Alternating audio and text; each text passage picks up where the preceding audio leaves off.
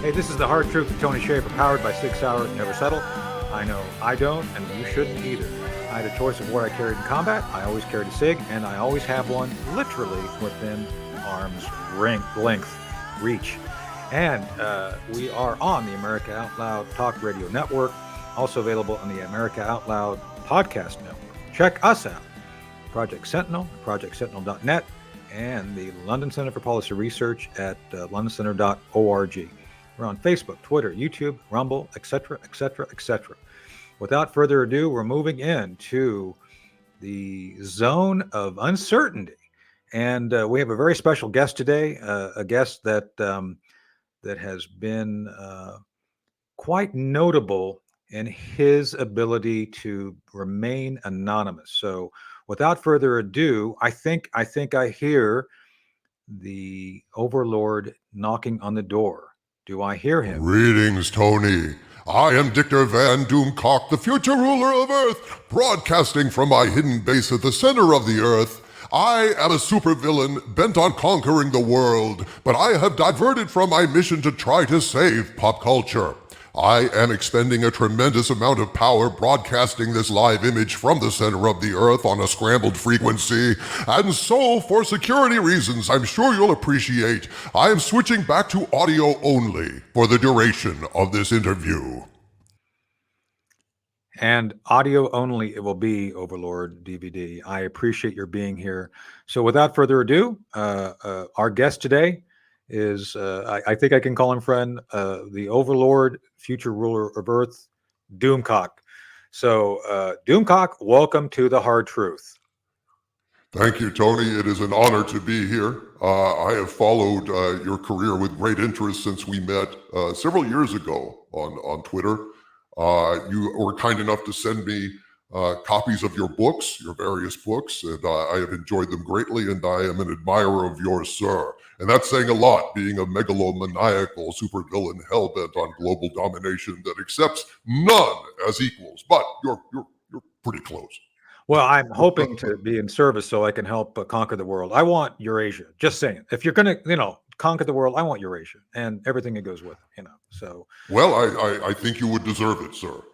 You have served your country well, and I am a patriot as well. Although I am at the center of the earth, I do have a fondness for the United States of America. Speaking of fondness, so I'm one spy to another. You can really let your hair down here, or your mask. I mean, either one or both. I mean, I don't know if you have hair under the mask, but you're welcome to let it down, and you don't have to actually speak using the high frequency, high energy beam, and just be yourself here, Doomcock. Consider yourself amongst friends.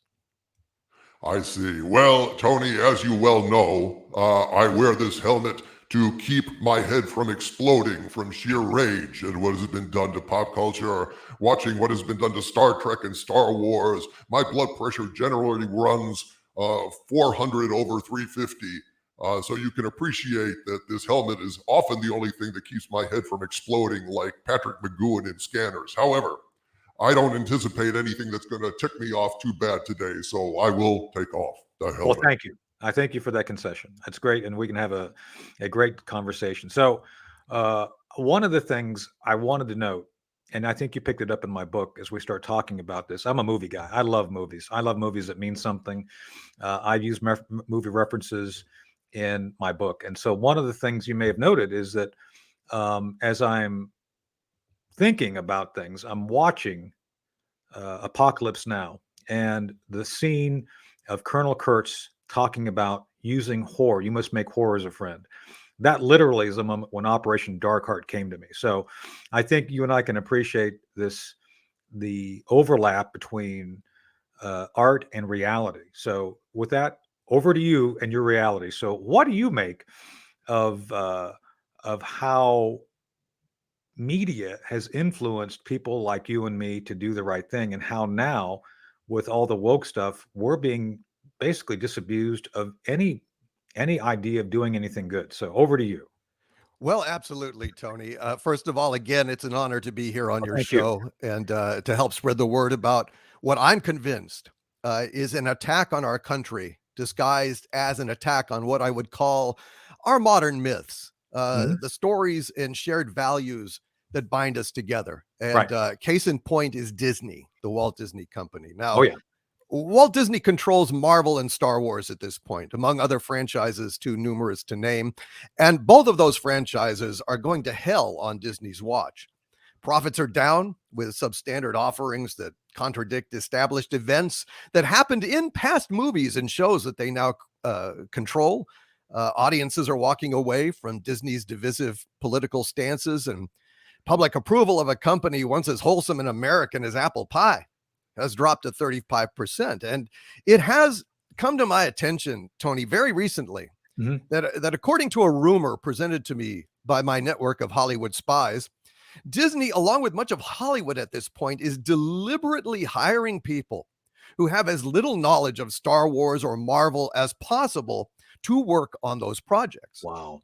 Now, up to this point, I had assumed that Disney was hiring unqualified, inexperienced yahoos who don't know diddly about squat, either to save money or simply because there are only unqualified, untalented yahoos available in Hollywood at this point. Right. But the allegation that they are also screening out Marvel fans and Star Wars fans from these franchises, from working on these franchises, makes me believe, or confirms actually, because I've believed this for a long time, that something nefarious is going on here. It confirms what I've long suspected, that Disney is not accidentally wrecking all these franchises. They're actually doing it deliberately. So I'm one of those, and I'll be geezing here for a second. I watched Star Wars when it came out. The episode, I don't know what episode, just the Star Wars, the one where 1977, I think it was. I watched it like 8 times. I was in high school. I loved it. And I loved the fact that it was just a great story told well. And I don't know if you knew this about my personal history. I was the advising producer and co-producer of a series called Chain of Command that was produced by Nat Geo. Did well. And you're talking about profits in Disney. When this season 1 ran, and I think it was in 2019, it earned out. And you're a media guy, so you know this. The actual profits were 20% above forecast for the series. It wasn't expensive. It was an expensive series because we covered everything in the War on Terror, all globally. So 10 episodes, very expensive, but it earned out 20% above forecast. We got greenlit for season 2. Disney bought Nat Geo, and the moment Nat Geo bought the moment that Disney bought Nat Geo, I was fired, and they canceled season 2 because it was quote unquote too pro Trump. And it had nothing to do with Trump at all. I mean, that's how crazy they have been regarding viable, highly profitable series simply because they don't like the message it sends. And to me, again, as a producer, it's like we're just talking about the Pentagon and what it does. There's nothing political here, but Doomcock, they make it political every time they do something now. Absolutely, Tony. They call me all sorts of horrible names, Sure even though I never, ever get political. I Right. never pick sides Right. because to me, well, it's because I believe that pop culture, and one of the reasons why I fight for pop culture is because I believe pop culture is one of the last bastions, one of the last bridges between political divides that unite us all. And I'm convinced that Disney is destroying these things deliberately, along with a lot of woke Hollywood, because it's a concerted attack on our culture from those forces without and perhaps within who want to undermine Western culture, to demoralize us and to divide us. Yeah. So, I mean, how did we get here? I mean, a little background here. I mean, it's kind of interesting that you and I are friends now talking about this stuff on the air. We've come from very different backgrounds, but we've I think arrived at the same conclusion. It's like, I don't care what part of the political spectrum on. I don't care who you sleep with. I don't care anything about your personal life. But the moment you decide that you have to project and determine basically as part of your personal philosophy that you have to tell me what I should think, how I should feel, and you will force it down my throat, it just doesn't work. And I mean, I was just talking the other day, Doomcock, to my friend Bob Hayes, Robert Hayes from Airplane. You know, Bob played Stryker, and so he and I were talking about the fact that Airplane, which basically has no agenda other than to skewer and make fun of everybody could not be made today, because the very fact that you make fun of everybody equally is now forbidden. How did this happen? Well, that's a good question. And it kind of ties in to the central thesis of my YouTube channel, Yeah. which is youtube.com /overlord DVD. Mhm. Well, let's look at the process of division, Tony, for Yeah. a moment. Yeah. Back when we had just 3 major channels to watch, the country was more or less on the same page. 2 political parties that agreed on core principles of democracy, on truth, and so on. They disagreed on the best way to foster and preserve democracy. Right. But they kind of agreed that democracy was important. Exactly. Now, this was possible because of our common frame of cultural reference. Right. We all watched more or less the same shows. Walter Cronkite was the most trusted man in America. Journalism had principles of neutrality, to present the facts and nothing but the facts, and let the public then make informed decisions based on those facts. But now we really have no common frames of reference left intact. Partisan new channels, they have opinionated bubbles that insulate and segregate various audiences. Truth itself is no longer valued honestly. Attention spans are attenuated. Things have gotten so bad now that one of the last common frames of reference remaining is our shared past. And a key part of that is pop culture. Right. Now, pop culture, by definition, seems like a frivolous thing. Disposable stuff about space wizards and superheroes and whatnot. But in reality, pop culture is made up of stories that reinforce the common shared values of our culture: individuality, heroism, sacrifice, nobility, justice, commitment to freedom. These are the values exemplified by characters like Captain Kirk, Luke Skywalker, Superman, Captain America. Is it any wonder, Tony, that these characters and the universes containing them would be a prime target for enemies of this country to attack? Well, to me, the redemption arc, the idea that, and I don't know you personally well enough to know, but I'm sure you, like all of us, go through our personal development from essentially being insecure of who we are, developing into a person who understands kind of who we are regarding the world, how we fit in, and then seeking to do things to influence those around us. I'd like to believe in a positive way, at least I have. I like to believe so. But it seems to me, though, when they introduce these new characters, the new Marvel universe, I can't watch new Marvel. I mean, I loved Tony Stark. I loved Iron Man. I loved the fact that Robert Downey Jr. played him as kind of an egomaniac who kind of started reforming. To me, that's like, hey, I can identify with that kind of more ways than one.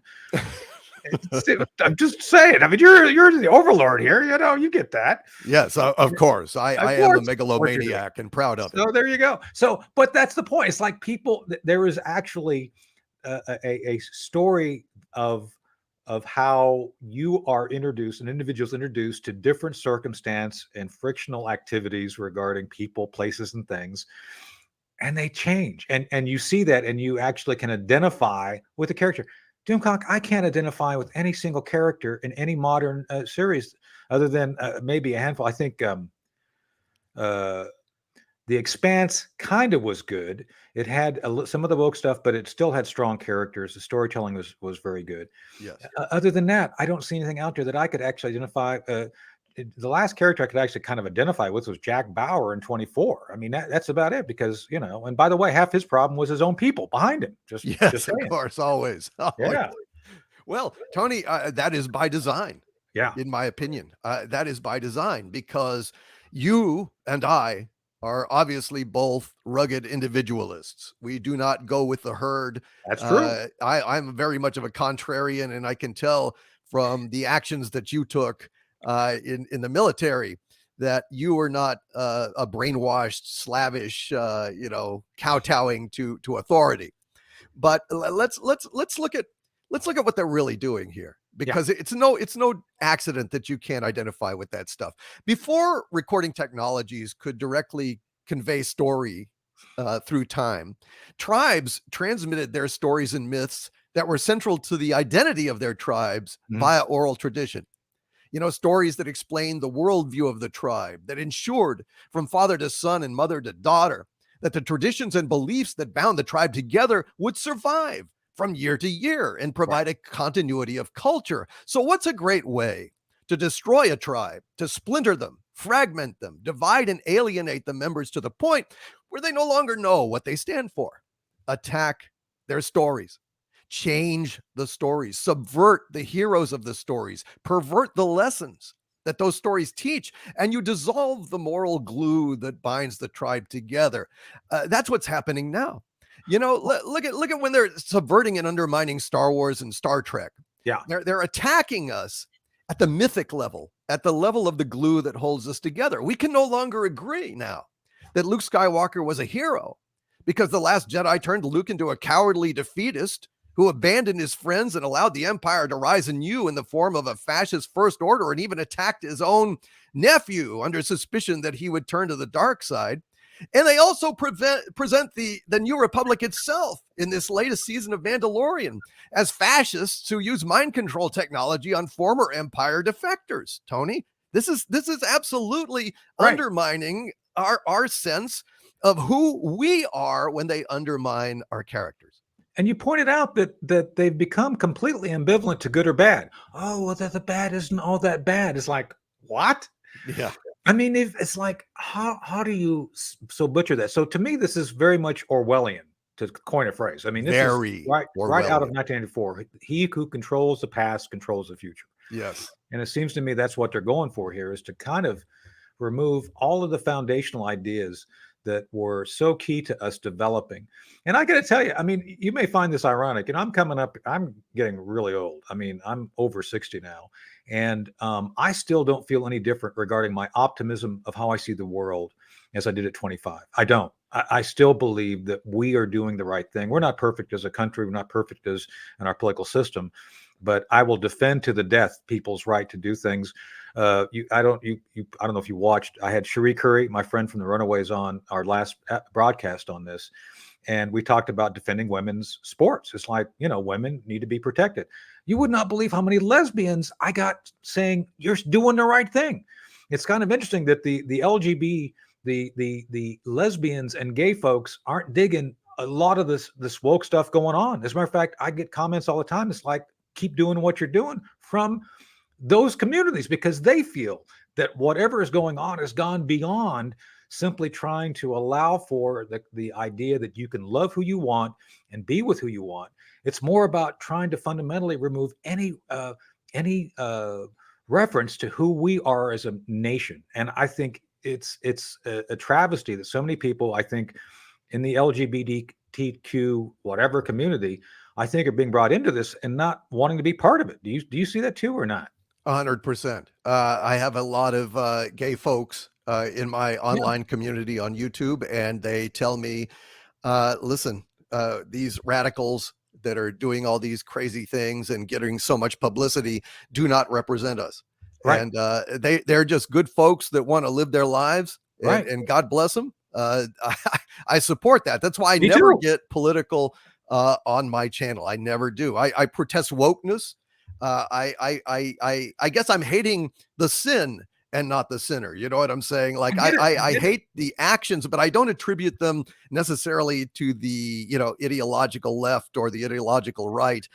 My feeling is honestly that still 70 to 80% of the American public is in the sensible center that leans left, leans right, but it's the other 20% that sucks up all the oxygen and gets all the noise by being absolutely outrageous.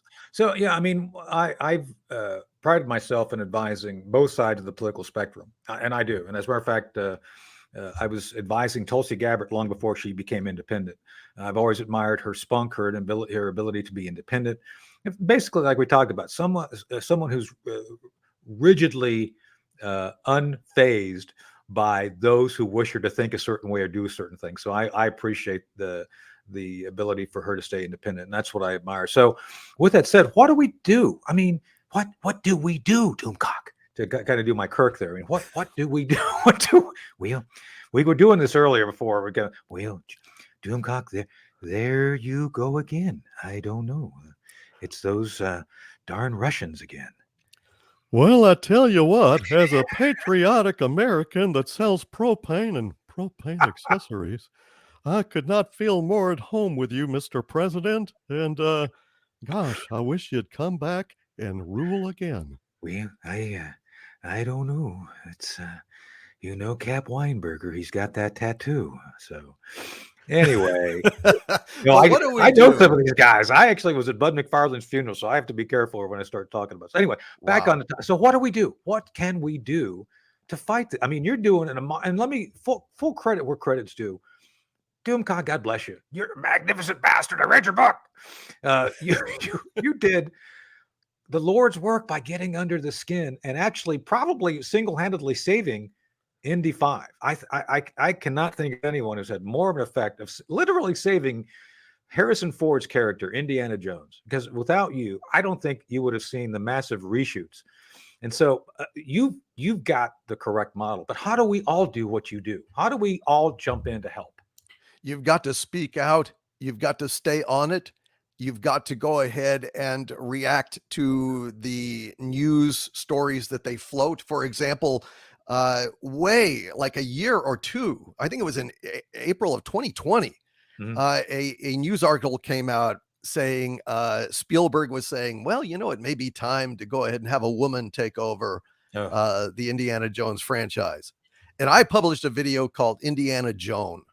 And I was protesting against the idea of this. And people at the time said, Doomcock, you're just reacting to clickbait. There's nothing to this. And my philosophy, and I'd like your opinion on this as an intelligence professional.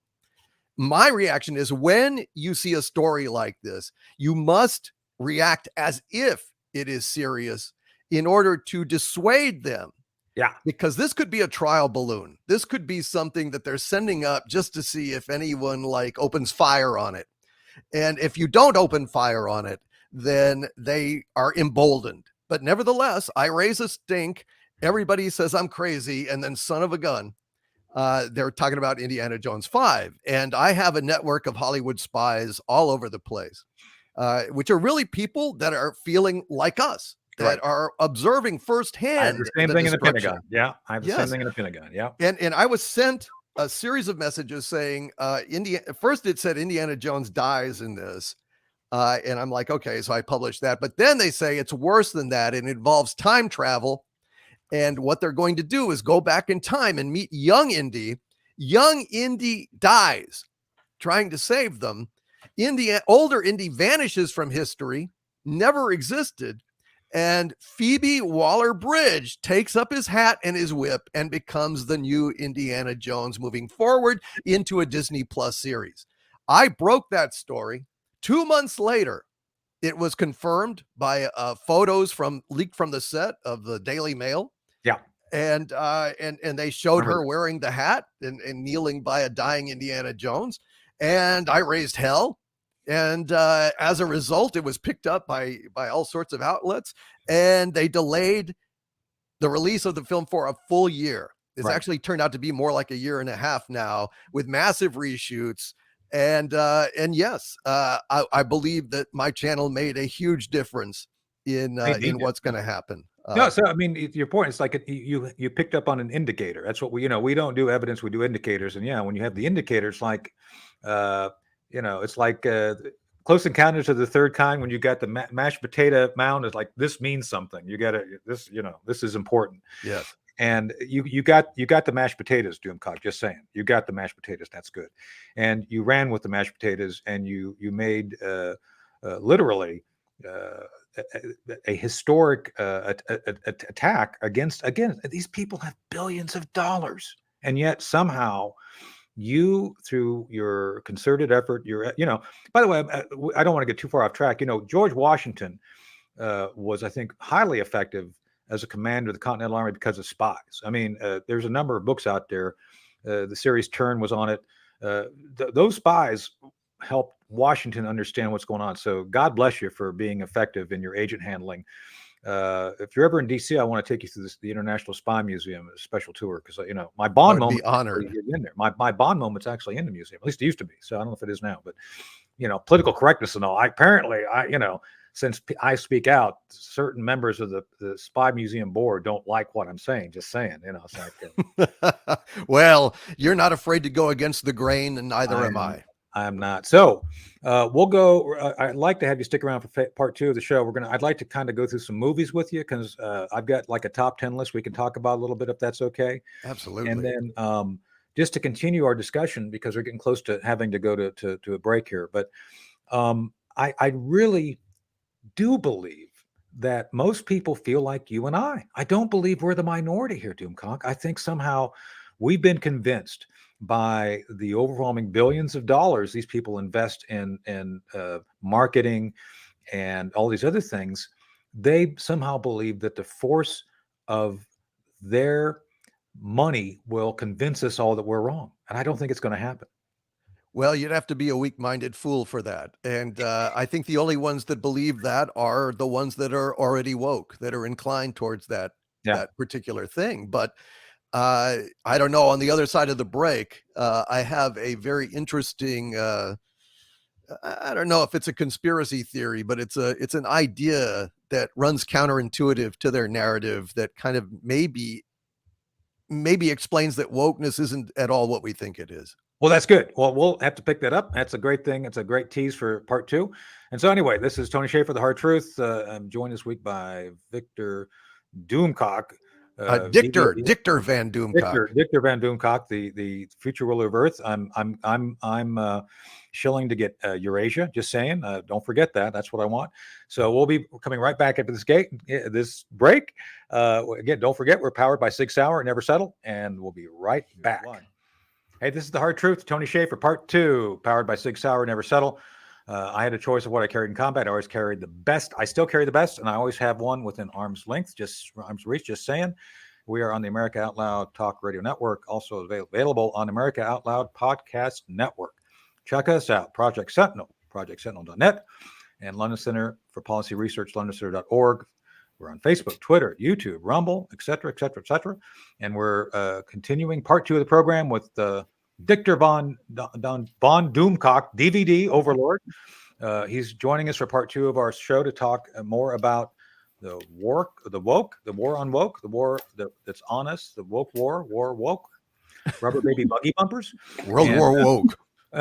We're going to go through and continue our conversation. I'm joined now as part 2 with our panel, the dazzling Elizabeth Breckenkamp and the ferocious Chris Cardani. I've got my list of adjectives. Adjectives. Rally ho! Yes. That's right. I want to mix them up every week. So is it longer than Dr. Smith's list of robot insults? I don't have that. You bubble-headed booby. You tin-plated tintinabulation. Oh, you. Oh, the nickel-plated nincompoop. All right. So, Doomcock, you were saying that you have some theories you'd like to share with us. Would you so enlighten us, please? Well, this may seem counterintuitive and strange, but, the wokeness is so obnoxious, so over the top and alienating and divisive that sometimes I wonder if the purveyors of this wokeness are actually the opposite of what they pretend to be. The thing that started me wondering about this is Star Trek Discovery. In 2017, Star Trek Discovery aired on CBS. They purportedly called it a new Star Trek show, but I knew within 5 minutes this in no way resembled Roddenberry's Star Trek. Right. Which was optimistic, noble, presented humans as heroic. This garbage was dark. It was anti-rational, stupid, ugly, with plucked out, eyeballs and severed baby heads. And I knew this was not Star Trek in any way. And they had as a lead a woman of color, Michael Burnham, who I promptly named Mikey Spock as the most mocking, obnoxious name I could come up with. And I just was watching, that this woman is a mutineer. This woman starts a war. This woman always has all the answers. She's the bestest ever of all possible women. And it occurred to me, boy, these people are sure not doing women of color any favors by presenting a character that is objectively an obnoxious, traitorous know-it-all. Yeah. And I just wonder do these people actually seek to not elevate women of color in this case, but actually denigrate them, alienate them from the mainstream, and do everything they can to vilify them as they are purportedly trying to make them heroic? And I find that self-defeating and obnoxious. I think that's an amazing theory, and I had not thought of it from that perspective. But it seems to me that any character that was worthwhile in the past that represented those good features of a human being, and I've worked with strong women. Obviously, Elizabeth's here. We've been friends for years. I promote other strong women, women who are actually capable, can speak for themselves. And it seems to me your very point is that this whole thing with Mikey Spock and everything she's doing is meant to essentially make her I'm trying to think of the right, repellent. Repellent's what I was looking for. Yeah. And it's sad because I could never get past it. As a matter of fact, they do things like this, like Doctor Who. It seems to me I love Doctor Who. I loved Peter Capaldi. I loved I watched it as a kid. You know, I loved the Tom Baker Doctor Who. Jodie Whittaker was unwatchable, and it was the same thing. There were so many strong female companions that complemented the Doctor so well over the years, Doomcock, and yet, you know, you have to do the gender swap, and then you turn her into something that's literally repellent. And I don't know, could it be a war on women? I think it's a well. First of all, I think it's primarily meant to divide us all, just to break those bridges, that gap, you know, that bridge the gap between you know, left-wing fans and right-wing fans, to make everything ugly and controversial and disturbing. And of course, the reaction to calling out that this is a terrible character that doesn't actually deal with challenges, just like solves everything and does everyone's job for them and is the bestest ever, as I like to say. Well, and then they label us sexists. They say, oh, we don't like women, we're misogynists. Yeah, even though I adore Ripley in the Alien series. I adore Linda Hamilton in Terminator. I adore Marion Ravenwood, who saves Indiana Jones several times in Raiders of the Lost Ark. Literally saves his life once. So they're full of crap, and they use the mainstream media as a platform to slander those who will not fall in line, who will not kowtow and toe the party line. And I refuse to do that. And thus, I guess in a time of lies, the person that tells the truth is a supervillain, and that's why I'm a villain. Well, so as far as Discovery, what do you expect from a series who actually tried to pull this whole idea that they could bring Stacey Abrams to play? I'm sorry, excuse me. I have to do this right. Election denier Stacey Abrams to play the president of the world. Yeah, that didn't go over well. There is no amount of machines or any kind of maneuvering that can make this woman win any major election. We've seen that already. Possibly. So, by the way, I was friends with Kirstie Alley, and I love Lieutenant Savat. As a matter of fact, we talked about her role, you know, in Star Trek II: The Wrath of Khan, which I'm going to bring up here in a second. And I love that character. It was very strong. She played it's not about women. It's about the fact they've made these things so difficult to swallow. Speaking of that, does anybody else notice besides me that Jean-Luc Picard is dead? He died in season 1 of Picard. Does anybody else not notice that? How do people not notice this? Because they're not watching it. I mean, but no, they got they're not watching it. He's an android. It's like, he's dead. I don't care about androids. Sorry. You know, I mean, and then to your point, they did the swearing. They've used all the swearing that Roddenberry would have never approved of. They did the beheading. I mean, are you kidding me? In front of, it's like, oh my, it's like, really? And the eye removal, the torturing of Borg. Man, I mean, and then they want you to come back for season 3 now? Oh, everything's good again. Member berries all over the place. What the F? I mean, it was horrible. Think we are. It was horrible. I mean, I was protesting against season 3 before it started because I knew from my spies. I mean, I've been tracking this. That, I mean, these series have been horrible flops and have cost Paramount money. And season 3 was like the last gasp of Secret Hideout, which holds this license to kill Star Trek, as I call it. And I was saying, don't watch this show, shun it, because we've got our boot on the throat of Secret Hideout.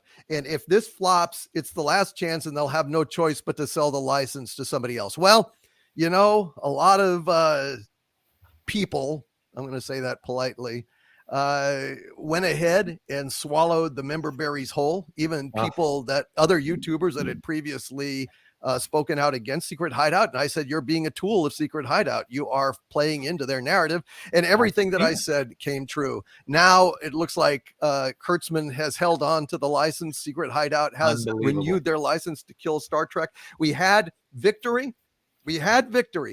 And they blinked. They backed away, swallowed the member berries, and now Star Trek is dead. As far as I mean, we will never get good Star Trek again. No, I met James Doohan at the convention. Scotty was amazing, and I loved John Delancey. I met him at the same convention, and I loved the Q character. And the Q character was so great about being that badass kind of wise ass who's there to essentially challenge. I got to tell you, two of my favorite episodes of Star Trek Next Generation was Tapestry. Tapestry just to me is so great about building character, and then All Good Things, Doomcock. Those are the you know, where you really do see how people's flaws can be essentially a benefit that allows you to live your life. That's all gone now. Nobody does that now in the new series. No, not at all. And yesterday's Enterprise is one of my favorites, where the Enterprise C goes through a rift and suddenly the whole timeline is turned into this dark war. The Federation is losing, and you get to see Picard back. Actually in a moment of heroism, like talking about going into a battle that's going to be certain death, protecting the Enterprise C to get back through the rift against Klingons. And he says, let's make certain that history never forgets the name Enterprise. That is heroism. That is sacrifice. All the highest aspirations of Star Trek. We don't get that crap now. Now Worf, basically in this latest series, beheads an unarmed Ferengi. You know, there's a terrorist attack on the Federation. Turns out the Federation is rotten and infiltrated by changelings, and it's their own fault because they were torturing the the Federation. Starfleet, for God's sakes. They've got James Kirk's bones displayed in a museum like a freak show. I almost dropped an F-bomb. I apologize. It just makes me so angry. And this is what passes for Star Trek. It's sad. No, but we fight on by calling it out, Tony. That's what we've got to do. We do call it out. Call it out. Right. And so I loved Avery Brooks in Deep Space Nine. I loved him as Hawk on Spencer for Hire. I mean, that's so far I go back. I loved Spencer for Hire, and I thought Avery Brooks was great. And the idea is like you had strong characters. And by the way, he had an issue with Picard, Avery Brooks's character because of Wolf 458. Is it 459? 359. The Battle of War 359. Yeah, because Locutus basically, did things to help kill his family. So I get, those things, you don't have those complex plots anymore. You don't have that depth of issues that are in conflict as the characters work through these things. Well, as a development, lots of storylines benefit with the development of individual characters, like you're saying. And I haven't actually have the newest Star Trek episodes. I have not even seen. Don't bother. But yeah. But Doomcock, since you're talking about that, it's crap, and it is. You're right. I haven't really gone to look, but have you noticed like a huge drop in their audience? Not as many people are watching it because it is so crappy. Yes. Look. How much of a drop is it? You think in people watching? Well, let me tell you. If you're wondering the state of the Star Trek franchise, go into a Target. Yeah. Go into a Walmart. I can't stand Target because they let women in a men's bathroom, so I can't go to Target. Well, they don't have any Star Trek merchandise, and generally CBS has been able to hide Star Trek Discovery and all of their mutant Trek behind the paywall, and so it's hard to get like accurate figures about it, but they screwed up.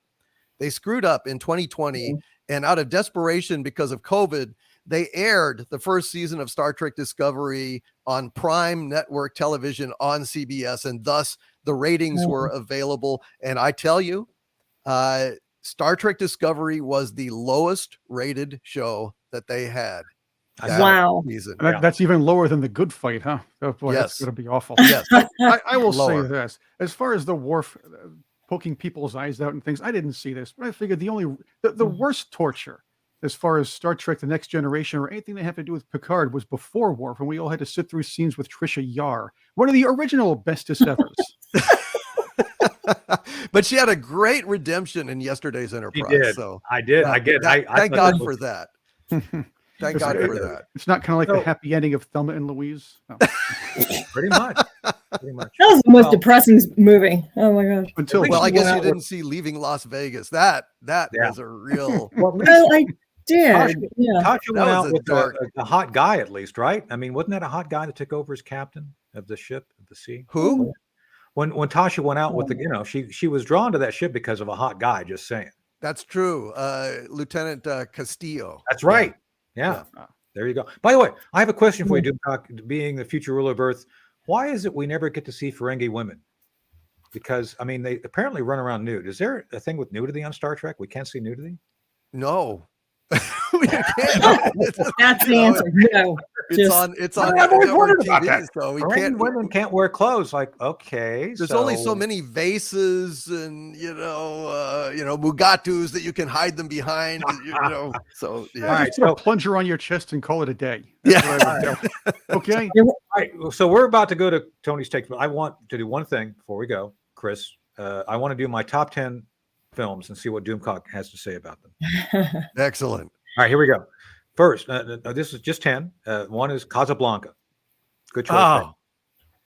right? Which one? Casablanca is number one on my list as well. Excellent. Honestly, well, it's no. tied. It's tied. But go ahead. That's good. Number 2, Apocalypse Now. Absolutely on my top 10 list. Number 3, Doctor Strangelove, or How I Learned to Love the Bomb. I don't know that it's on my top 10, but it is a truly great film that I constantly reference. So your taste is you're batting 1,000. I told you never to call me here.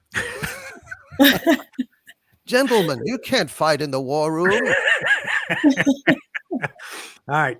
Next, Star Trek 2, The Wrath of Khan. Khan! An all-time favorite of mine. I can't put it in my list of top 10 artistically, but it is in my top 10 of personal favorites because Well, it's by the way, these so all have some meaningful. influence on me too. So this is the outlier here because you may not even heard this movie, Basic with John Travolta. I have not heard of that movie. So you might want to check it out because it's actually told from different perspectives. It's very disconcerting to watch it the first time because the stories don't overlap. I mean, they don't mash up. It's not like linear. You're getting the perspective from each character, and you got to figure out who's telling the truth. It's kind of but it's cool. But anyway, I highly recommend it. I watched it in Afghanistan. Interesting. So Basic, it's called Basic, and it's a very interesting movie. Anyway, next is The Day the Earth Stood Still. Oh yes, Yeah. absolutely. The With original, not Keanu Reeves. Duh. right with one of the greatest film scores ever written by the great Bernard Herrmann. That opening is just with the theremin. It's kind of like the classic gee whiz science fiction theme of all time. And Herman had that habit. I mean, he also wrote one of the absolute iconic horror themes, which was Psycho. Wow. He did Psycho. So he's and Taxi Driver. It was the last of his scores before he passed away. Amazing. Next is Blade Runner. Yep, Blade Runner is tied for me with Casablanca as and Great Lawrence of movie. Arabia. Lost like tears in the rain. So it's Oh, no, gosh, I love so it. good. Okay, next, maybe an outlier, maybe not. North by Northwest. Good movie. Good I movie. love it because of being a spy and everything. So Oh. but I thought it was a great romp around a lot of the things that you actually have to deal with as being a spy. Now, I'm not saying it's like a true spy movie. I'm just saying it was the psychological issues you have to deal with were kind of relevant in it. Nice. I would put Psycho over that personally, or Vertigo, but It is a great movie. It It's is. definitely in the upper echelon of Hitchcock. All right, two more. 7 Days in May. Oh yeah, yeah. That's a good movie. To me, because it just makes people understand how fragile everything is regarding the way things work, and we don't necessarily, understand that things could go wrong pretty quick. And that was written by Rod Serling, right? I think it might have been. Yes, I believe it was. And I would add Failsafe. Failsafe in is that another one. area. They're tied for me. Yeah, I should fill it in there. And the last one is The Maltese Falcon. Ah, here, heavy. What is I that? got it. I got the thing. stuff It's that dreams the are things made that of. dreams are made of. So yes. I've got Tony. Yeah. I've got the Maltese Falcon in my office as well. Well, you I've being got the one right here. overlord of the center of the earth, that's speaking highly of it. So that's good. I love that movie passionately. Yeah. I think it's the greatest detective movie of all time. Yeah, great. So anyway, my choices, are they righteous or what? They are, sir. I'm very impressed. I knew that we were on the same page, but we are like 80%. Well, I don't disagree with any except the one I haven't seen, but fantastic. You'll like it. You'll like well it. Done. It's a bit like you watch it. It's like, what did I just see? I mean, it was just so. It makes you feel like, boy, did I get everything or not? Anyway, so you'll see. All right, Chris. Over to you, my friend. It's time for Tony's takes, isn't it? A note, though, before we do Tony's takes, is that Tony had to kind of switch one of the movies off of his list, The Manchurian Candidate. But that's only because we're living it now, so yeah, it kind of got knocked off the top 10. Right now, it's a very good movie. It is. I like both of them. I like the Denzel Washington one, and I like the original with Frank Sinatra. Both. They're both good. It is about time, though. It's that time for Tony's takes, brought to you by Sig Sauer. First, Tony's take. The best, a lot of great references were thrown out today. Best one, Doomcock's reference to scanners. Thank you. Yes, Patrick McGowan, a hero of mine. I think The Prisoner is the greatest television series ever made. Me too. I love The Prisoner. Oh, The Prisoner. I quote stuff all the time. Be seeing you. I will not be pushed. Filed. I went last Hollywood. I went last Halloween as number 6, and nobody knew who I was. Like, what? How do you know? I would get that. Yeah. I would have dressed as Mr. Fishoder from Bob's Burgers. I would have gone up to you and said, I will not be pushed, filed, stamped, indexed, Nice. briefed, debriefed, or numbered. My life is my own. All right, Chris. Gentlemen, U.S. Senate Committee had a hearing. This is a serious subject. The U.S. Senate Committee had a hearing about military readiness this week. All right, yes. Senator Blumenthal's questioning was intriguing to me. He was talking about how to get Gen Zers into the idea of joining the service because their attitudes towards doing so have been extremely poor. Tony, what's your take on that and maybe how to improve the situation? Well, and I think certainly not what I've been reading or saw you talk about on Newsmax earlier today. Well, I think that if you give them uniforms that look like Super Mario, I think that'll go a long way. Make everybody look like Super Mario and just do the whole thing like you're in a video game. That'll do it. Or right? a Master Chief helmet. Master Chief. Well, that too. That's good.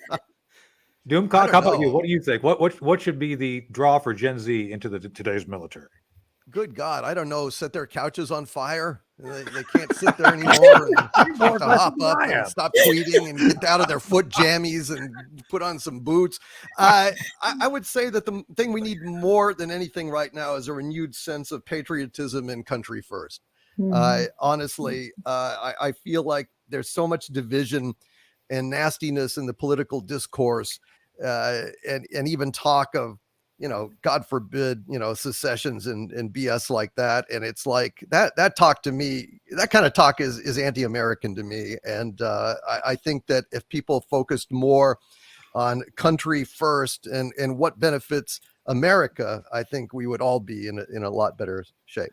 I said something like it today on the air. I actually was on Newsmax and we had to talk about this. Like, I don't think you're trying to go bringing in trans influencers who by any account is maybe 0.5 to 1% of the population, maybe. And when you do that, you alienated 90% by the fact you're not actually addressing the fact that people want to be patriotic and serve.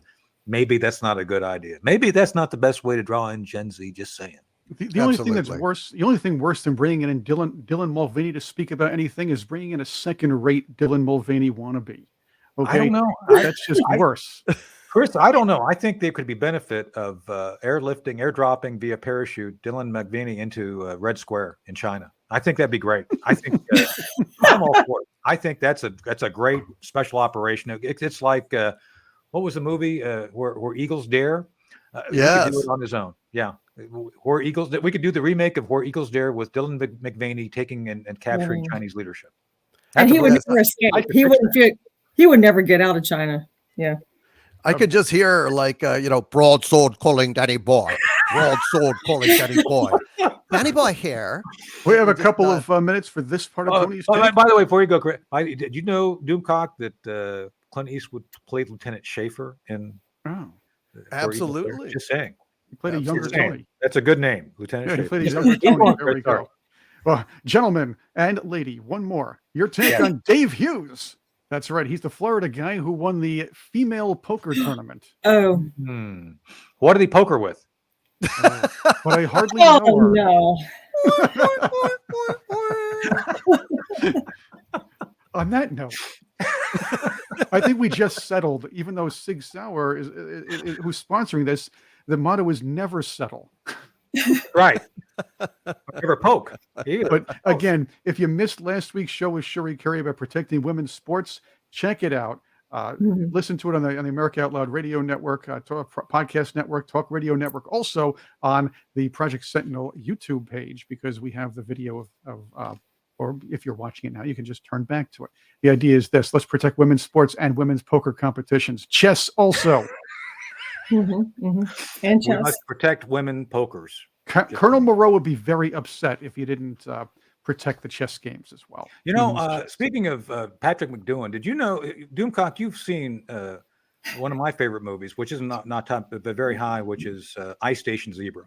Yes, I have. And there's not a single female in that movie. Not a single female. Well, it makes sense. It's a submarine on a military mission in the Cold War. Well, so. It doesn't mean it wasn't poking. Just saying. I mean, I don't know. Just submarines.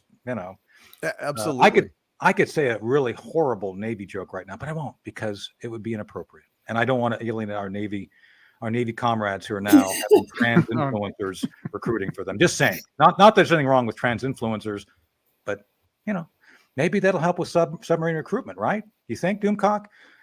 Trans recruiters. It was already tried. I see a movie there.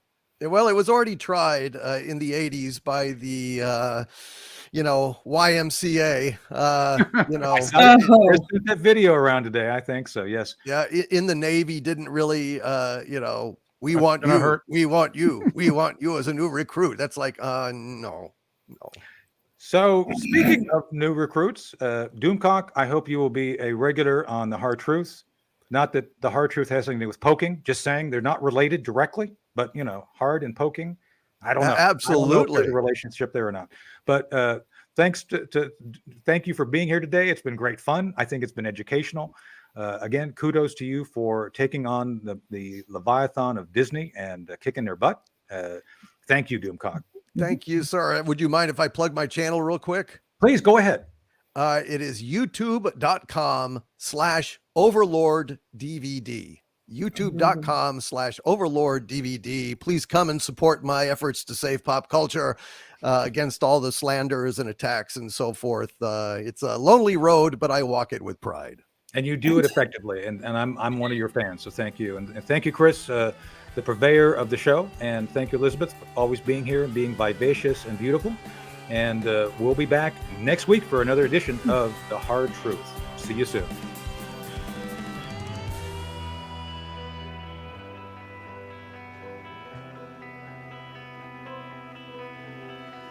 I woke up in a derelict delirium to a stranger's kiss and a broken opinion.